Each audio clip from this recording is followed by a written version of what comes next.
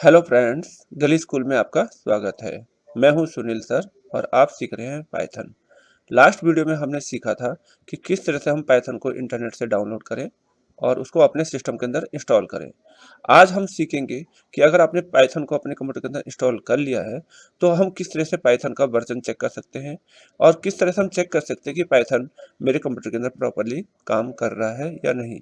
और दूसरा हम सीखेंगे कि नोटपैड में छोटे-छोटे प्रोग्राम्स हम किस तरह से बना के पाइथन के अंदर रन कर सकते हैं। तीसरा हम सीखेंगे कि अगर नोटपैड में आपको प्रोग्राम बनाने में कुछ प्रॉब्लम हो रही है, तो किस तरह हम पाइथन की आईडीई पाइचार्म का इस्तेमाल करके अपने प्रोग्राम्स को एग्जीक्यूट कर सकते हैं।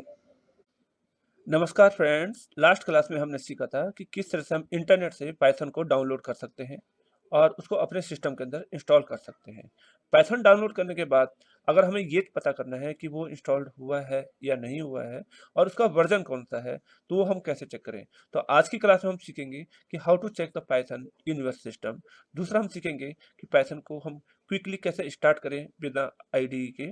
और तीसरा, अगर आईडीई के बिना हमें काम करने में कुछ प्रॉब्लम हो रही है, तो किस तरह से हम पाइचार्म के अंदर पाइथन का इस्तेमाल कर सकते हैं। तो सबसे पहले हम सीखते हैं कि how to check Python in your system. अगर आप ये चेक करना चाहते हैं कि आपके सिस्टम के अंदर पाइथन प्रॉपर्ली इंस्टॉल्ड है या नहीं है, अगर पाइथन प्रॉपर्ली इंस्टॉल्ड है, तो उसका वर्जन क्या है, तो इसके लिए आपको क्या करना पड़ेगा, विंडो प्लस आर की आप प्रेस कीजिए। आप रन वाले ऑप्शन में पहुंच जाएंगे और यहाँ पे बाय डिफॉल्ट सीएमडी लिखा होगा।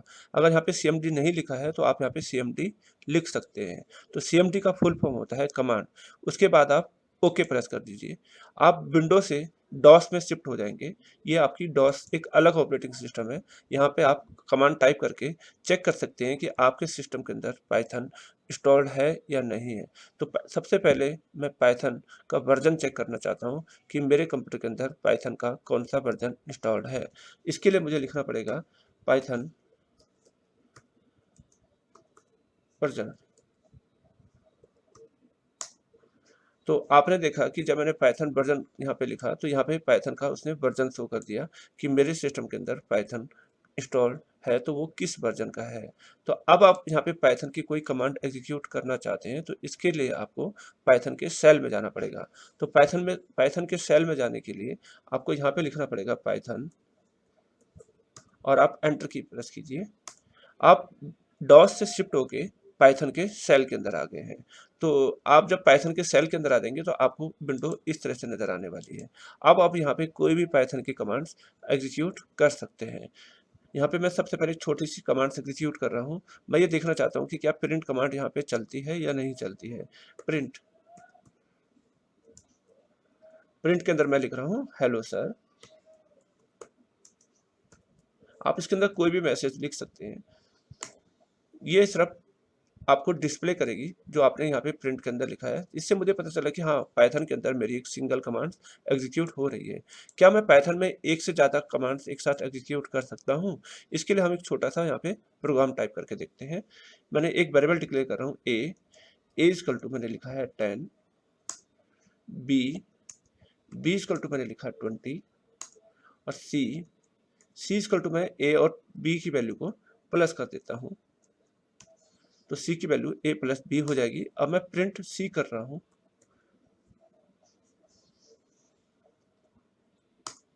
तो आपने देखा ये प्रॉपर्ली काम कर रहा है, यानी कि हमारा पाइथन जो है एक सिंगल कमांड को भी एग्जीक्यूट कर रहा है और मल्टीपल कमांड्स भी आप इसके अंदर दे सकते हैं। पर पाइथन सेल में आप डायरेक्ट काम करने की बहुत सारे डिसएडवांटेजेस हैं। आप बड़े प्रोग्राम्स पाइथन सेल के अंदर ऐसे एग्जीक्यूट नहीं करवा सकते। उसके लिए आपको प्रॉपर पाइथन की कोई फाइल बनानी पड़ेगी, उसको उसके अंदर सेव करना पड़ेगा, तब आप पाइथन के बड़े प्रोग्राम्स को पाइथन के अंदर एग्जीक्यूट करा सकते हैं।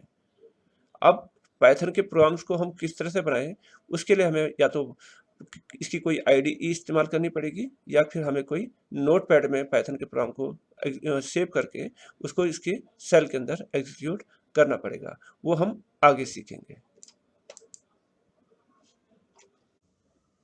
अभी हमने सीखा कि किस तरह से अपने सिस्टम के अंदर हम पाइथन को चेक कर सकते हैं कि वो प्रॉपर्ली इंस्टॉल्ड है या नहीं है। पाइथन क्विक स्टार्ट में हम सीखेंगे कि नोटपैड की मदद से किस तरह से हम छोटे-छोटे प्रोग्राम्स पाइथन के अंदर बना सकते हैं और उनको एग्जीक्यूट कर सकते हैं। तो चलिए शुरू करते हैं पाइथन क्विक स्टार्ट। नोटपैड या नोटपैड प्लस प्लस का इस्तेमाल करके आप पाइथन का प्रोग्राम एग्जीक्यूट कर सकते हैं। इसके लिए आप नोटपैड को ओपन कीजिए या नोटपैड प्लस प्लस को ओपन कीजिए। मैं नोटपैड को डेस्कटॉप पे ओपन कर रहा हूँ। आप चाहे तो अपने नोटपैड की फाइल किसी और लोकेशन पे स्टोर कर सकते हैं। तो नोटपैड ओपन करने के लिए मैंने यहाँ पे एक प्रोग्राम टाइप किया है। A equal to 10, B equal to 20, C equal to A plus B, और प्रिंट कमांड में आपकी जो पाइथन की कमांड है उससे उसकी वैल्यू को मैं डिस्प्ले करना चाहता हूँ। तो इस तरह से हमने एक छोटा सा प्रोग्राम टाइप किया है जिसमें 2 नंबर को हमने ऐड करके उसको डिस्प्ले किया है। यहाँ पे ग्रुप ऑफ कमांड्स हमारे पास 4 है और जिसको मैं नोटपैड में सेव करूँगा अपने डेस्कटॉप वाली लोकेशन पे ही। आप सेव एज पे जाइए। आप यहाँ पे लिखिए उस फाइल का नाम जिस नाम से आप सेव करना चाहते हैं। मेरा प्रोग्राम 2 नंबर को सम करने का है, तो मैंने यहाँ पे नंबर प्रोग्राम का नाम लिखा है सम। आप कुछ भी ले सकते हैं, सम नंबर, और उसके बाद आपको एक्सटेंशन .py ज़रूर लिखना है और आप इसको कोट्स के अंदर लिखिए। मोस्टली विदाउट कोट्स भी आप चला सकते हैं, पर आप इसको कोट्स में लिखिए और उसके बाद सेव दबाइए, सेव बटन प्रेस कीजिए। तो जब आप इसको सेव बटन प्रेस करेंगे तो आप देखेंगे यहाँ पे 2 फाइलें बन गई हैं।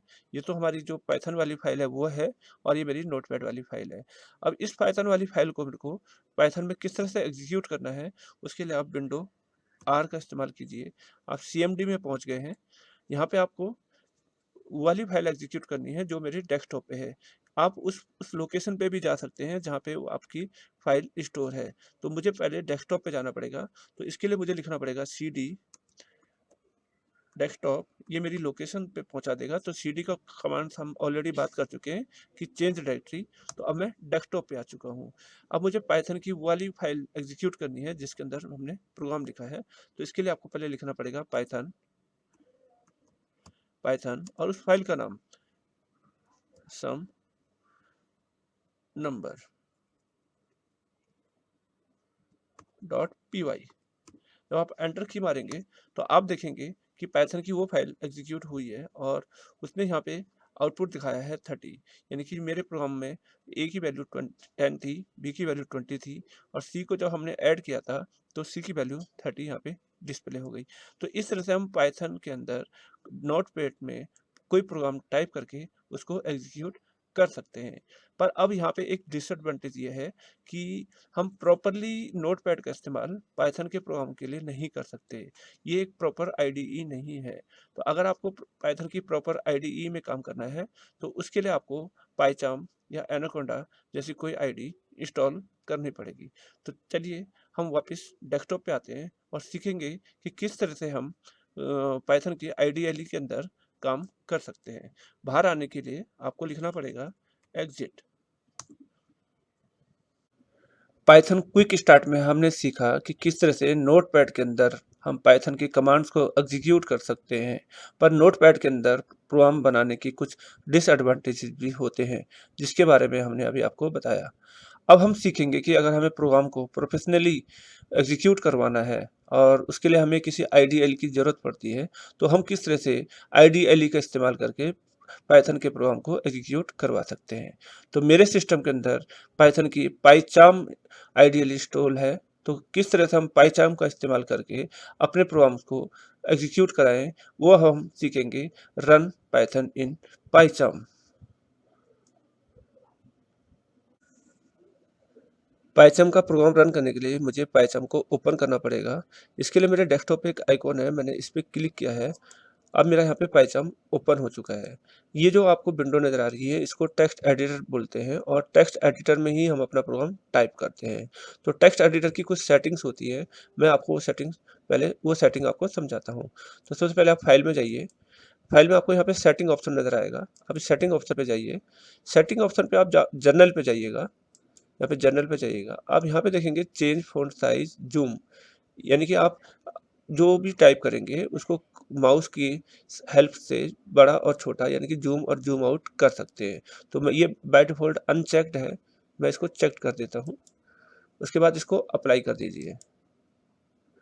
जब आप इसको अप्लाई करेंगे तो उसके बाद जब आप टेक्स्ट एडिटर के अंदर आएँगे तो आप इसके अंदर कोई भी छोटा सा प्रोग्राम टाइप कीजिए। सपोज कीजिए मैंने लिखा है वो A is equal to 10, B is equal to 20, C is equal to A plus B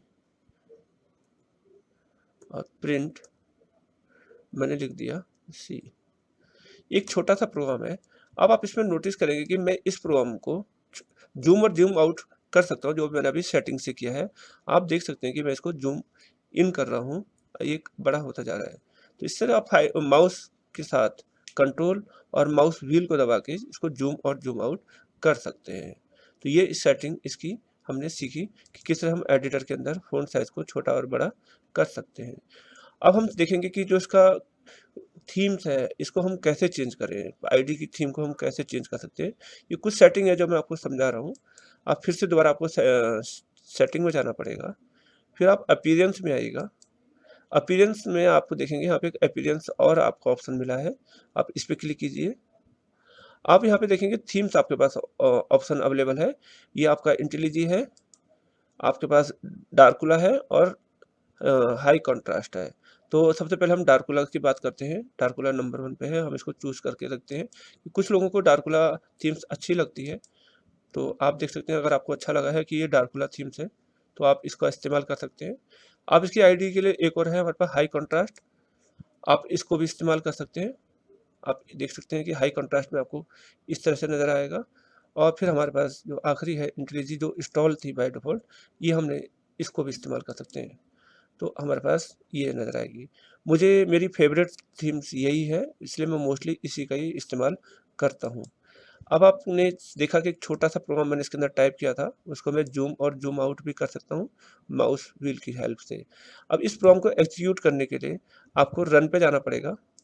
आप यहाँ पे रन पे जाइए, आप शिफ्ट और F10 का भी इस्तेमाल कर सकते हैं कीबोर्ड से, अगर आप प्रोग्राम को एग्ज़ीक्यूट कराना चाहते हैं। तो फिलहाल मैंने इसको रन एग्ज़ीक्यूट किया है। अब ये प्रोग्राम रन करने के लिए आपको यहाँ पे इसका आउटपुट शो हो जाएगा। तो ये देखिए इसका आउटपुट आपको नज़र आया है 30। ये हमारी आउटपुट विंडो है, आप यहाँ पे इसका आउटपुट देख सकते हैं। इसके अलावा अगर आप दोबारा इस प्रोग्राम के अंदर कुछ चेंजेस करते हैं, इसको दोबारा रन करते हैं, तो आप इसको यहाँ से भी रन कर सकते हैं। तो इस तरह से हमने देखा कि पाइथन के अंदर हम प्रोग्राम को इस एडिटर के अंदर टाइप करते हैं, रन ऑप्शन से हम इसको एग्जीक्यूट करते हैं और थीम्स वगैरह हम किस तरह से इसकी चेंज कर सकते हैं। आने वाले वीडियोस में हम सीखेंगे कि पाइथन कैसे हम प्रोग्राम्स बनाना शुरू करें। छोटे प्रोग्राम से बनाते-बनाते हम बड़े प्रोग्राम्स की तरफ चलेंगे और देखेंगे कि पाइथन के अंदर आप छोटे प्रोग्राम से सीख पाएँगे कि हम बड़े-बड़े सॉफ्टवेयर्स किस तरह से डेवलप कर सकते हैं। इस वीडियो में हमने सीखा कि अगर हमारे कंप्यूटर के अंदर पाइथन इंस्टॉल है तो उसका हम वर्जन कैसे चेक कर सकते हैं। वो हमने सीखा how to check Python in your system. फिर हमने सीखा कि अगर हमारे पास पाइथन की आईडी अवेलेबल नहीं है तो हम किस तरह से पाइथन को नोटपैड में एग्जीक्यूट कर सकते हैं। वो सीखा हमने पाइथन क्विक स्टार्ट के अंदर। फिर हमने सीखा कि नोटपैड के अंदर कुछ जो डिसएडवांटेज हैं, जो हमें प्रॉब्लम फेस करनी पड़ रही है, उसको दूर करने के लिए हम किस तरह से पाइचार्म का इस्तेमाल करके अपने कंप्यूटर्स के अंदर पाइथन को एग्जीक्यूट कर सकते हैं। वो सीखा हमने रन पाइथन इन पाइचार्म। तो इस तरह से हमने पाया कि पाइथन को इंस्टॉल करके उसको किस तरह से हम एग्जीक्यूट कर सकते हैं, उसको चेक कर सकते हैं और किस तरह हम पाइचार्म की हेल्प से अपने प्रोग्राम को रन कर सकते हैं। आने वाले ट्यूटोरियल्स में आपको हम सिखाएँगे कि किस तरह से हम पाइथन का इस्तेमाल करके छोटे-छोटे प्रोग्राम्स बनाना शुरू करें और एडवांस प्रोग्राम की तरफ मूव करें। तो आने वाले ट्यूटोरियल्स को हमने 3 भागों में डिवाइड किया है, पाइथन बेसिक, इंटरमीडिएट और एडवांस। तो पाइथन बेसिक उन लोगों के लिए है जो पाइथन की अभी शुरुआत कर रहे हैं। इंटरमीडिएट उन लोगों के लिए है जो लोग पाइथन को जानते हैं पर वो एडवांस नहीं जानते, उनके लिए हमने इंटरमीडिएट स्टार्ट किया है। और पाइथन एडवांस उनके लिए है जो लोग प्रोफेशनली पाइथन का इस्तेमाल सॉफ्टवेयर डेवलपमेंट में करना चाहते हैं।